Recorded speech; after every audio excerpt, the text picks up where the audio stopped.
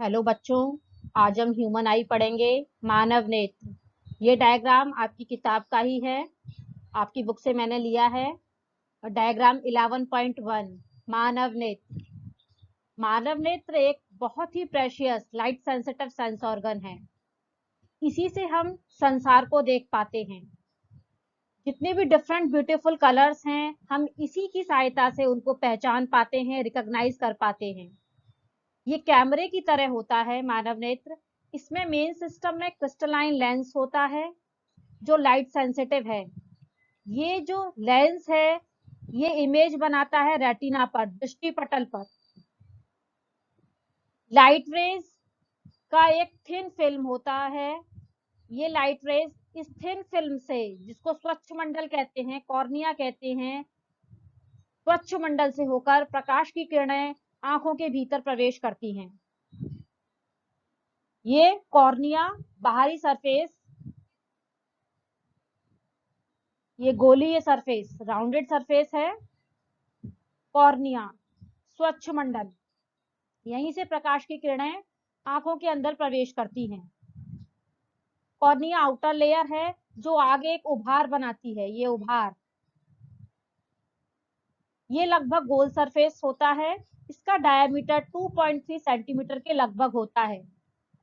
Light rays का, प्रकाश की किरणों का 80% रिफ्रैक्शन यही होता है, अपवर्तन आउटर सरफेस पर ही होता है। लगभग 80 से 85% रिफ्रैक्शन यही हो जाता है, अपवर्तन प्रकाश की किरणों का। कॉर्निया के पीछे एक स्ट्रक्चर होता है जिसे परितारिका कहते हैं। स्वच्छ मंडल के बाद का जो स्ट्रक्चर है जिसको परितारिका कहते हैं, ये मस्कुलर डायफ्राम है जो पुतली के साइज को रेगुलेट करता है, नियंत्रित करता है। पुतली ये कंट्रोल करती है, पुतली ये कंट्रोल करती है कि कितनी लाइट रेज आईज में एंटर करेंगी। प्रकाश की मात्रा को कंट्रोल करती है पुतली।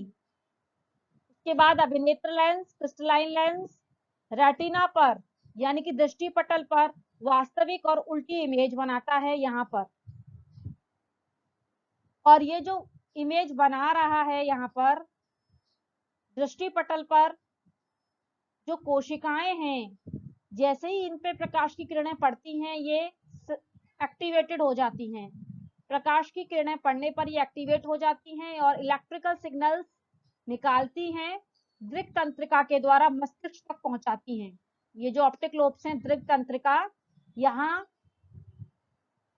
से दृष्टि पटल से जो इलेक्ट्रिकल सिग्नल्स मिले वो यहाँ से होते हुए मस्तिष्क तक पहुंच जाते हैं और फिर मस्तिष्क उन सूचना को एनालाइज करता है, उनकी व्याख्या करता है। और जो उल्टे प्रतिबिंब बने हुए थे यहाँ पर, वास्तविक और उल्टे जो प्रतिबिंब बने हुए थे, उनको सीधा करके आप तक पहुंचाता है, हम तक पहुंचाता है, जिससे हम ठीक वैसा ही देख पाते हैं जैसे ये दुनिया है। हूबहू वैसा ही हम देख पाते हैं। यहाँ सामने जो आंखों के चित्र होते हैं, हम उनको ठीक वैसा ही देख पाते हैं जैसे वो होते हैं।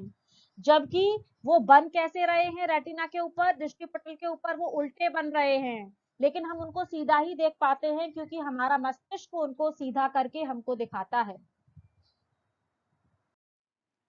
बच्चों, ये वाली स्लाइड देखिए। इसमें ये अभिनेत्र लेंस, जिसको सीलियरी मसल्स अभिनेत्र लेंस को सीलियरी मसल्स के द्वारा, पक्षमाभी पेशियों के द्वारा पकड़ा गया है। ये देख रहे हैं आप,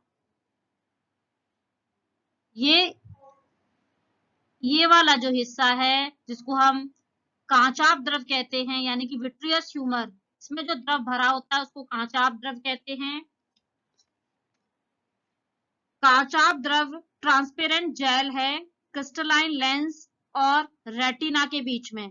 ये जो रेटिना दृष्टि पटल है और लेंस है, इसके बीच में जो द्रव भरा हुआ है उसको हम कांचाप द्रव कहते हैं। ये ट्रांसपेरेंट जेल लाइक फ्लूइड है। और इसके आगे वाले भाग में यहाँ भी एक द्रव भरा होता है जिसको एक्वस ह्यूमर या नेत्रोद कहते हैं। ये वाला जो नेत्रोद है वो आंखों के द्वारा बनाया जाता है। It is produced by the eyes. ये पोषण देता है आंखों को, नेत्रोद। लेंस और इस वाले कॉर्निया के बीच में सबसे पहला वाला भाग, सबसे ऊपरी वाला भाग जो 2.3 सेंटीमीटर के लगभग है, गोलीय पृष्ठ है, गोल सरफेस, 2.3 सेंटीमीटर के लगभग का ये कॉर्निया वाला हिस्सा, स्वच्छ मंडल जो लाइट को अंदर भेज रहा है आंखों के। उसके बाद देखिए परितारिका। परितारिका आइरिस, ये एक मस्कुलर डायफ्राम है जो पुतली के साइज को रेगुलेट करती है। परितारिका पुतली के साइज को रेगुलेट करती है और पुतली ये रेगुलेट करती है, पुतली ये कंट्रोल करती है कि कितनी लाइट आंखों के अंदर जाएगी। अब बात आती है इस क्रिस्टलाइन लेंस की, जो अभिनेत्र लेंस के नाम से भी जाना जाता है, जिससे रियल और इन्वर्टेड इमेज बनती है, वास्तविक और उल्टी इमेज बनेगी रेटिना पर, दृष्टिपटल पर। रेटिना एक थिन फिल्म है जो कि लाइट सेंसिटिव है, पिछली स्लाइड में मैंने बताया। इसमें जो कोशिकाएं हैं वो एक्टिवेट हो जाती हैं प्रकाश किरणें पड़ने पर और इलेक्ट्रिकल सिग्नल्स निकालती हैं और उन इलेक्ट्रिकल सिग्नल्स को ऑप्टिक लोब्स के द्वारा मस्तिष्क में भेज देती हैं। अब मस्तिष्क उन सिग्नल्स को एनालाइज करता है, उनको पढ़ता है, उनकी जितनी सूचनाएं भेजी गई हैं उनको पढ़कर प्रतिबिंब जो उल्टा बना हुआ था अभी तक रेटिना के ऊपर, उसको सीधा करके आप तक पहुंचाता है और दुनिया के जितने ऑब्जेक्ट्स आपको दिखाई दे रहे हैं वो हूबहू वैसे ही दिखाई देते हैं जैसे वो होते हैं, जबकि रेटिना पर जो प्रतिबिंब बना था वो उल्टा बना था और ब्रेन ने उसको, मस्तिष्क ने उसको सीधा करके हम तक पहुंचा दिया। बच्चों, एक बात आपने फील की होगी कि आप ज्यादा लाइट से जब डिम लाइट वाली जगह पे जाते हो तो बिगिनिंग में आप कुछ देर तक अच्छे से देख नहीं पाते हो, बट कुछ टाइम के बाद आपको ऑब्जेक्ट्स विजिबल हो जाते हैं, आप आराम से देख पाते हो। ऐसा क्यों होता है जानिए। ऐसा आईज की प्यूपिल के अपर्चर की वजह से होता है, पुतली के अपर्चर की वजह से। इसके साइज को परितारिका यानी कि आइरिस की सपोर्ट से चेंज किया जा सकता है और जब हाई इंटेंसिटी यानी चमकीली लाइट होती है तो परितारिका सिकुड़ जाती है, पुतली को छोटा बना देती है जिसकी वजह से आईज में कम लाइट जा सके। और जब डिम लाइट होती है तो परितारिका फैलकर पुतली को बड़ा बना देती है जिससे आईज में ज्यादा लाइट एंटर कर सके। तो ये जो परितारिका का सिकुड़ना और फैलना, पुतली को बड़ा या छोटा बना देना, इस बात को हम पावर ऑफ एकोमोडेशन यानी कि समंजन क्षमता कहते हैं। बच्चों, आपने क्रिस्टलाइन लेंस, जिसे अभिनेत्र लेंस भी कहते हैं, उसके बारे में जान लिया है। ये फाइब्रस जेल लाइक मटेरियल से मिलकर बना होता है। जब सीलियरी मसल्स यानी कि पश्माबी पेशियां रिलैक्स्ड होती हैं, शिथिल होती हैं, तो लेंस पतला हो जाता है और फोकल लेंथ बढ़ जाती है और जो दूर की रखी वस्तुएं हैं उनको हम क्लियरली देख पाते हैं। जब हम पास के ऑब्जेक्ट्स देखते हैं तो सीलियरी मसल्स सिकुड़ जाती हैं, लेंस अब मोटा हो जाता है, as a result focal length घट जाती है और हम पास के ऑब्जेक्ट्स को स्पष्ट रूप से देख पाते हैं। ये पावर ऑफ अकोमोडेशन अभिनेत्र लेंस की वह क्षमता जिसके कारण वह अपनी फोकस दूरी को समायोजित कर लेता है, समंजन क्षमता कहलाई जाती है। ये एक सामान्य नेत्र के लिए, जो स्वस्थ आंखें हैं उनके लिए निकट बिंदु 25 सेंटीमीटर होता है, दूर बिंदु अनंत दूरी पर होता है, यानी आप कितना अनंत दूरी को क्लियरली देख सकते हैं स्वस्थ आंखें हैं तो, और निकट बिंदु 25 सेंटीमीटर रहेगा। मोतियाबिंद, ये एजिंग बढ़ने पर, सभी लोगों में नहीं कुछ लोगों में, क्रिस्टलाइन लेंस यानी कि क्रिस्टलीय लेंस धुंधला या दूधिया या हम कहें ओपेक या ट्रांसल्यूसेंट हो जाता है। ऐसा होने से आंखों की रोशनी थोड़ी बहुत कम हो सकती है या बिल्कुल टोटल ब्लाइंडनेस भी हो सकती है। इसको शल्य चिकित्सा यानी कि सर्जरी से ठीक किया जा सकता है। निकट दृष्टि दोष यानी कि नियर साइटेडनेस। इसमें क्या होता है, ध्यान से सुनिए। इसमें निकट रखी हुई वस्तुओं को क्लियर दिखती हैं। जितनी आपके पास ऑब्जेक्ट्स पास वाले हैं वो तो आपको दिखेंगे, बट दूर के ऑब्जेक्ट्स आपको क्लियर नहीं दिख पाते हैं। इसमें दूर बिंदु अनंत पर न होकर नेत्र के पास आ जाता है। यहाँ देखिए, यहाँ होना चाहिए, रेटिना पर प्रतिबिंब यहाँ बनना चाहिए, यहाँ ना बन के यहाँ बनने लगा। बी डायग्राम में देखिए, जब निकट दृष्टि दोष हो जाता है तो ये जो अनंत वाले ऑब्जेक्ट्स हैं इनका इमेज यहाँ पे बनने लगा, जबकि बनना यहाँ चाहिए था।